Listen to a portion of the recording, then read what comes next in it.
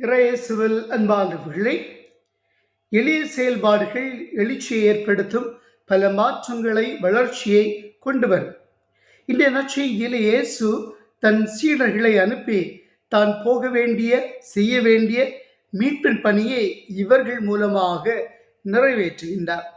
இயேசுவின் பணியை தொடர்வதற்கு இந்த உலகை சார்ந்த பொருட்களை எடுத்து செல்ல வேண்டாம், மாறாக நீங்கள் எடுத்து செல்ல வேண்டியது அமைதி. எந்த வீட்டிற்கு நீங்கள் சென்றாலும் இந்த வீட்டிற்கு அமைதி உண்டாக என்று முதலில் கூறுங்கள். அமைதியை விரும்புவோர் அங்கிருந்தால் அந்த அமைதி அவர்களில் தங்கும், இல்லை என்றால் அது உங்களிடம் திரும்பி வரும். எனவே அமைதியே இறைவனின் நற்செய்தி.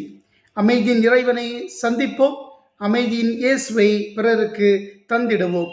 இந்த நாள் நல்ல நாளாக அமையட்டும்.